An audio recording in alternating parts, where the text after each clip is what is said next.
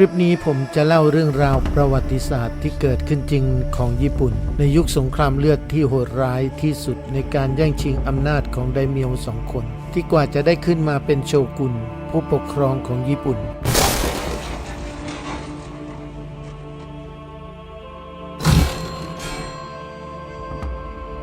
ผมเอามาเล่าเพื่อให้ทุกคนได้เข้าใจและได้ชมซีรีส์ชุดนี้ได้สนุกสนานมากยิ่งขึ้นจะได้รู้ว่าใครเป็นใครในละครพีเรียดเรื่องนี้และในประวัติศาสตร์จริงนั้นเป็นอย่างไรยุคนี้เกิดขึ้นในก่อนยุคเอโดะเพียงไม่กี่ปีซึ่งคำว่าเอโดะนั้นแปลว่าปากอ่าวหรือชวากทะเล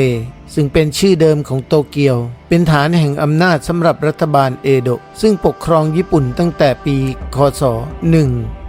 1603 ถึง 1868 ยุคนี้เรียกอีกอย่างหนึ่งว่ายุคโทกุฮาวะเพราะเป็นยุคที่มีไดเมียวตระกูลโตกุฮาวะเป็นโชกุนเริ่มเมื่อโทกุฮาวะอิเอยสึได้รวบรวมอำนาจและตั้งรัฐบาลโชกุนขึ้นที่เอโดะปัจจุบันนี้คือโตเกียวและในคศ1603 และหลังจากนั้นอีก260 ปีการปกครองทั้งหลายก็ตกอยู่ในอำนาจของตระกูลโตกุฮาวะรัฐบาลเอโดะได้ลิดรอนอำนาจจากจักรพรรดิเชื้อพระวงศ์และพระสงฆ์จนหมดสิ้นและปกครองเกษตรกรไปทีละน้อยเมื่อเกษตรกรอันเป็นฐานอำนาจของรัฐบาลเอโดะยากจนลงจนเดือดร้อนการปกครองของตระกูลโตกุฮาวะก็เริ่มสั่นคลอนลงตั้งแต่เข้าศตวรรษที่ 19 ยุคนี้เป็นยุคที่วัฒนธรรมของราษฎรสามัญเจริญถึงที่สุดตั้งแต่ปลายศตวรรษที่ 17 จนถึงต้นศตวรรษที่ 18 เป็นยุคของวัฒนธรรมเกนโรกุซึ่งเป็นของนักรบผสมกับราษฎรสามัญที่มีศูนย์กลางอยู่ที่เมืองใหญ่อย่างเกียวโตหรือโอซาก้าในคศ1600 ยุทธการที่เซกิฮาฮาระซึ่งเราจะได้ชมความเป็นไปในซีรีส์โชกุนนั่นแหละครับทำให้โตกุฮาวะอิเอยสึไดเมียวผู้มีอำนาจหลังจากการอสัญญกรรมของไตโกะโตโยโตมิฮิเดโยชิกลายเป็นผู้ปกครองญี่ปุ่นโดยเบ็ดเสร็จปราศจากไดเมียวที่จะท้าทายอำนาจและอิเอยสึก็ยังสามารถอ้างการสืบเชื้อสายจากตระกูลมินาโมโตะโบราณได้จึงได้รับการแต่งตั้งจากราชสำนักเกียวโตให้เป็นเซอิไทโชกุนในคศ1603ซึ่งเป็นจุดเริ่มต้นของรัฐบาลเอโดะหรือเอโดะบากุฟุที่ปกครองโดยตระกูลโทกุฮาวะเป็นระยะเวลาประมาณ250 ปีแน่นอนว่าโทกุฮาวะอิเอยสึคนนี้แหละครับคือตัวตนที่แท้จริงของโทรานากะไดเมียวผู้ยิ่งใหญ่และก็เป็นเจ้านายของจอห์นแบล็กสโตนในซีรีส์ฟอร์มยักษ์โชกุนที่เรากำลังชมกันอยู่ในตอนนี้แบล็กสโตนนั้นเป็นตัวละครที่สมมุติขึ้นมาโดยตัวจริงก็คือวิลเลียมอดัมที่ผมจะเล่าต่อไปนี้ซึ่งเรื่องราวในคลิปนี้ก็คือประวัติศาสตร์ญี่ปุ่นที่ถูกดัดแปลงไปเป็นนิยายของเจมส์คราวเวลในเรื่องโชกุนทางช่อง Disney Plus Hotstar ตอนนี้นับจากนี้ไปเรามาดื่มด่ำกับประวัติศาสตร์ของญี่ปุ่นในตอนนั้นชมคลิปนี้เสร็จแล้วทุกคนจะได้ไปชมซีรีส์ได้อย่างสนุกสนานและรู้เรื่องมากยิ่งขึ้นสำหรับโตกุฮาวะอิเอยสึเกิดเมื่อวันที่31 มกราคม คศ 1543 และเสียชีวิตในวันที่ 1 มิถุนายน คศ 1616 หรือ 16 ปีหลังจากที่เกิดเรื่องขึ้นในซีรีส์เดิมโตกุฮาวะอิเอยสึมีชื่อเรียกว่ามัตสึเดระตะเกจิโยะเป็นผู้ก่อตั้งและเป็นโชกุนคนแรกของรัฐบาลโชกุนโตกุฮาวะซึ่งปกครองญี่ปุ่นตั้งแต่ปีคศ1603จนถึงการฟื้นฟูเมจิในปีคศ1868อิเอยสึนั้นถือว่าเป็นหนึ่งใน3ผู้ยิ่งใหญ่ที่สร้างความเป็นปึกแผ่นให้กับญี่ปุ่นอีก2คนก็คือโอดะโนบุนาฮะและโตโยโตมิฮิเดโยชิอิเอยสึเป็นบุตรชายคนเล็กของไดเมียวเล็กๆครั้งหนึ่งเคยใช้ชีวิตในฐานะตัวประกันภายใต้ไดเมียวอิมาฮาวะโยชิโมโตะในนามของบิดาของเขาต่อมาเขาได้รับตำแหน่งเป็นไดเมียวหลังจากการเสียชีวิตของบิดาโดยทำหน้าที่เป็นข้ารับใช้และเป็นขุนพลของตระกูลโอดะ และสร้างความแข็งแกร่งภายใต้โอดะโนบุนะฮะความพยายามของฮิเดโยชิในการยึดครองเกาหลีนั้นล้มเหลวแต่ไม่กระเทือนถึงขุมกำลังของอิเอยาสึหลังจากฮิเดโยชิถึงแก่กรรมในคศ 1598 และเกิดเหตุการณ์แย่งชิงกันเป็นผู้สืบอำนาจต่อในยุทธการเซกิฮาระซึ่งเอยาสึมีชัยชนะแล้วอิเอยาสึก็ได้เถลิงอำนาจในคศ 1600 ต่อมาในคศ 1603 จักรพรรดิโกโยเชพระราชทานบรรดาศักดิ์โชกุนให้แก่เขาเวลานั้นเขาอายุ 60 แล้วจนกระทั่งคศ 1605 เขายอมสละบรรดาศักดิ์นี้ให้กับโตกุฮาวะอิเดตะตะซึ่งเป็นผู้บุตรได้มาสืบแทนแต่แท้ที่จริงแล้วนั้นเขายังถืออำนาจไว้จนตัวตายในคศ 1616 ในช่วงที่เขาเป็นโชกุนนั้นเขาเริ่มใช้ระบบที่เรียกว่าบากุฮังเพื่อควบคุมไดเมียวและซามูไรไว้ใต้ระบอบโชกุนของเขาโตกุฮาวะอิเอยาสึเกิดเมื่อวันที่ 31 มกราคม คศ 1542 ที่ปราสาทโอกาซากิในแคว้นมิกาวะหรือเมืองโอกาซากิในจังหวัดไอกิปัจจุบันนี้เดิมเขามีชื่อว่าตาเกชิโยะซึ่งชื่อตาเกชิโยะนี้เป็นชื่อของบุตรชายคนโตของตระกูลมัตสึไดระมาโดยตลอดตาเกชิโยะเป็นบุตรชายคนแรกของมัตสึไดระฮิโรดาตะไดเมียวผู้ปกครองปราสาทโอกาซากิในแคว้นมิกาวะและนางโอไดบุตรสาวของมิซุโนะทาดามาสะไดเมียวแห่งแคว้นข้างเคียง2 ปีต่อมาในคศ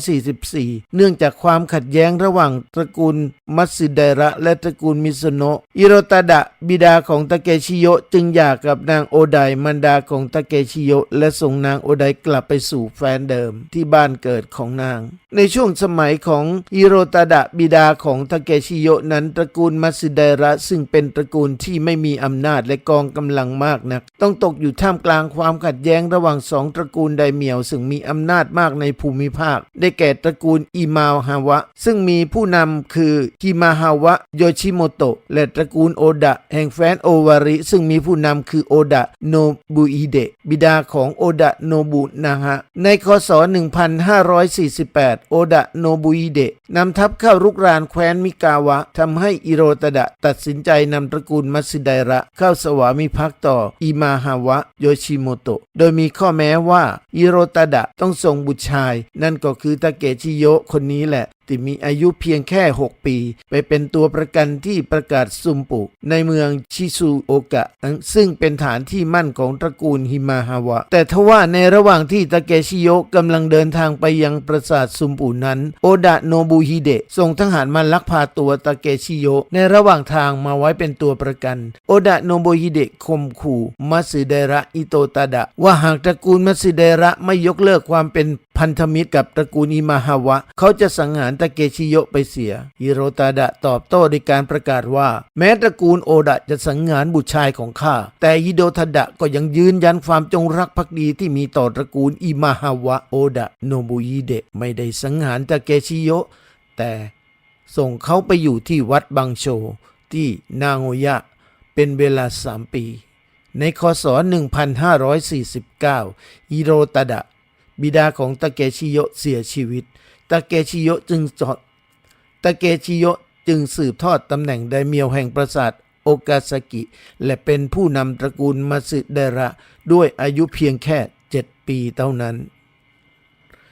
ในปีเดียวกันนั้นเองโอดะโนบุฮิเดะเสียชีวิตอิมาฮาวะโยชิโมโตะส่งทัพเข้ารุกรานแคว้นโอวาริของตระกูลโอดะทัพของตระกูลฮิมาฮาวะเจรจากับโอดะโนบุนะฮะบุตรชายของโนบุฮิเดะว่าหากฝ่ายตระกูลโอดะส่งตัวตาเกชิโยะให้แก่ตระกูลฮิมาฮาวะจะยุติรุกราน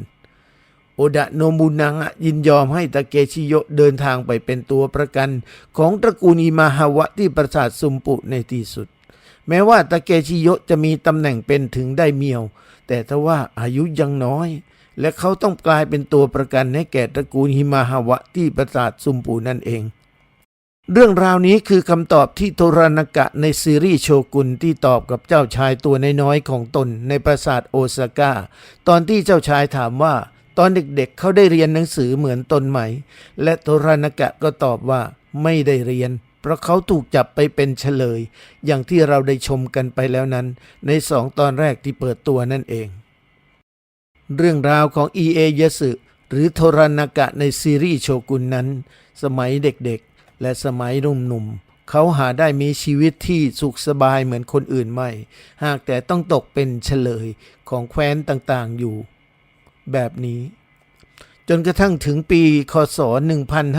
1556ตาเกชิโยะจึงได้เข้าพิธีเฮมปุกุที่ปราสาทซุมปุและได้รับชื่อของผู้ใหญ่ว่ามัตสึเดระโมโตยะสุและได้สมรสกับนางซึกิยามะหลานสาวของอิมาฮาวะโยชิโมโตะและได้รับการปล่อยตัวให้กลับไปปกครองปราสาทโอกาสกิเพื่อเป็นไดเมียวข้ารับใช้ของตระกูลอิมาฮาวะพูดถึงตอนนี้แล้วหลายคนก็อย่าสับสนเกี่ยวกับชื่อของอิเอยะสึในช่วงวัยรุ่นและในช่วงเป็นผู้ใหญ่นะครับเพราะว่าชื่อของเขาจะเปลี่ยนไปตามยศถาบรรดาศักดิ์ของเขาเรื่อยๆณตอนนี้เขามีชื่อว่ามัตสึเดระโมโตยะสึการจับศึกครั้งแรกของเขามีหน้าที่ส่งเสบียงเมื่อคราวที่โอดะโนบุนางะยกทัพเข้าล้อมปราสาทเทราเบะในคศ1558แต่ถูกกองทัพของโนบุนางะตีแตกไปและในคศ1559นางซึกิยามะได้ให้กำเนิดบุตรชายคนโตคนแรกเขาตั้งชื่อว่าตาเกชิโยะเพราะว่าชื่อตาเกชิโยะนั้นเป็นชื่อบุตรชายคนแรกของตระกูลนี้มาตลอดหลังจากที่อิมาฮาวะโยชิโมโตะถูกสังหารไปในยุทธการโอเกฮาซามะเมื่อคศ1560โมโตยะสึจึงเข้าสวามิภักดิ์ต่อโอดะโนบุนางะและตระกูลโอดะนับจากนั้นเมื่ออิมาฮาวะโยชิโมโตะเสียชีวิตไปแล้วนั้นทำให้อำนาจของตระกูลอิมาฮาวะเสื่อมลงโมโตยะสึจึงผันตัวเองไปเปลี่ยนฝ่ายเป็นข้ารับใช้ของโอดะโนบุนางะในคศ1563โมโตยะสึให้บุตรชายคนโตของตนคือตาเกชิโยะซึ่งได้รับชื่อขึ้นมาว่ามัตสึเดระโนบุยะสึแต่งงานกับนางโตกุฮิเมะบุตรสาวของโอดะโนบุนางะในคศ1564โมโตยะสึได้ทำการกับปราบปรามกองทัพพระสงฆ์นักรบที่เรียกกันว่าอิโกอิกิในแคว้นมิกาวะซึ่งเป็นกลุ่มพระสงฆ์และชาวบ้านที่ยึดมั่นในพระพุทธศาสนามหายานแดนบริสุทธิ์และต่อต้านการปกครองของซามูไรในยุทธการอาซุกิซาเกะและในคศ1567โมโตยะสึเข้ารับตำแหน่งในราชสำนักขององค์พระจักรพรรดิโอฮิมาจิโมโตยะสึขอพระบรมราชานุญาตให้เปลี่ยนตระกูลจากมัตสึเดระเป็นโตกุงาวะนับจากวันนั้นเป็นต้นมาเพื่ออ้างการสืบเชื้อสายจากตระกูลมินาโมโตะผ่านทางตระกูลนิดะซึ่งรวมทั้งเปลี่ยนชื่อของตนเองว่าโตกุฮาวะอิเอยะสึนับจากวันนั้นเป็นต้นมาและนี่คือเรื่องราวที่เริ่มต้นของโชกุนผู้ยิ่งใหญ่แห่งญี่ปุ่นคนนี้ในคศ1569โตกุฮาวะอิเอยะสึได้รับชนะอิมาฮาวะอุชิซาเนะบุตรชายของอิมาฮาวะโยชิโมโตะในการล้อมปราสาทคาเกฮาวะและในคศ1570เขาได้ร่วมกับโอดะโนบุนางะในการต่อสู้กับตระกูลอาไซและอาซากุระในยุทธการอาเนฮาวะซึ่งชัยชนะในครั้งนี้ทำให้โอดะโนบุนางะมีอำนาจเหนือแถบคันไซอย่างสมบูรณ์แต่หลังจากศึกในครั้งนี้ฮิเดโยชิได้ตอบแทนอิเอยะสึโดยการขับตระกูลโตกุฮาวะออกจากแคว้นมิกาวะอันเป็นฐานที่มั่นของตระกูลโตกุฮาวะมาเกือบ100 ปีและมอบดินแดนทางแถบคันโตอันห่างไกลและกันดารที่เคยเป็นของตระกูลโฮโจให้ปกครองอิเอยะสึจึงได้เลือกปราสาทเอโดะเป็นฐานที่มั่นใหม่ของตระกูลโตกุฮาวะนอกจากนี้อิเอยะสึยังได้หลีกเลี่ยงที่จะส่งกองทัพของตนเข้าร่วมรุกรานอาณาจักรโซซอนหรือเกาหลีที่ญี่ปุ่นรุกรานในสมัยนั้น เพื่อเป็นการรักษากำลังทหารของตนไม่ให้เสียไปกับสงครามที่ไม่คุ้มค่าในคศ1598ไดโกะโตโยโตมิอิเดโยชิถึงแก่อสัญญกรรมด้วยความชราภาพเหลือบุตรชายคนเดียวคือโตโยโตมิอิเดโยริซึ่งมีอายุเพียง5 ขวบที่จะสืบทอดตระกูลโตโยโตมิต่อมาซึ่งเราได้เห็นกันในซีรีส์โชกุนตอนที่1นั่นเองที่ก่อนจะถึงอสัญญกรรมฮิเดโยชิผู้ซึ่งเกรงว่าบุตรชายของตนอายุน้อยจะถูกบรรดาไดเมียวผู้ทรงอำนาจแก่งแย่งชิงอำนาจไปจึงได้แต่งตั้งไดเมียวที่มีกำลังมากที่สุดจำนวน5 คนเป็นผู้อาวุโสทั้ง5หรือโกไทโรเป็นผู้สำเร็จราชการแทนประกอบด้วยโตกุฮาวะอิเอยสึมาเอดะโตชิเอะโมริเตรุโมโตะอุเฮซุงิคางากะสึและอุกิตะอิเดอิเอะนอกจากนี้ฮิเดโยชิยังให้โงไทโรหรือ5ไดเมียวกระทำการสัตย์สาบานว่าจะคอยช่วยเหลืออิเดโยริบุตรชายของตนจนกว่าจะเติบใหญ่อย่างไรก็ตามเมื่อไทโกะฮิเดโยชิถึงแก่อสัญญกรรมไปแล้วเกิดความระแวงสงสัยและการคาดว่าอิเฮยาสึจะยึดอำนาจขึ้นมาเป็นผู้ปกครองญี่ปุ่นเองจึงเกิดกลุ่มขุนนางตระกูลโตโยโตมิที่ต่อต้านอำนาจของอิเอยาสึนำโดยอิชิดะมัสึนาริคนรับใช้คนสนิทของไทโกะฮิเดโยชิฝ่ายอิเอยาสึก็ไม่รอช้าได้จัดเตรียมเสาะแสวงหาพันธมิตรต่างๆไว้ล่วงหน้าก่อนแล้วในคศ1599มาเอดะโตชิอิเอะขุนนางที่อาวุโสที่สุดในโงเทโรซึ่งเป็นผู้ที่คอยไกล่เกลี่ยได้ถึงแก่อสัญญกรรมลงทำให้บรรดาขุนนางซามูไรในญี่ปุ่นแบ่งออกเป็น2 ฝ่ายอย่างชัดเจนคือฝ่ายของมิตสึนาริประกอบด้วยไดเมียวจากทางตะวันตกของญี่ปุ่นเป็นส่วนใหญ่จึงเรียกว่าฝ่ายตะวันตกได้แก่อิชิดะมัสึนาริโมริเทรุโมโตะอุเอซุงิคางากะสึอุกิดะอิเดอิเอะฝ่ายของอิเอยาสึประกอบด้วยไดเมียวทางฝั่งตะวันออกของญี่ปุ่นดังนั้นจึงเรียกว่าฝ่ายทัพตะวันออกในคศ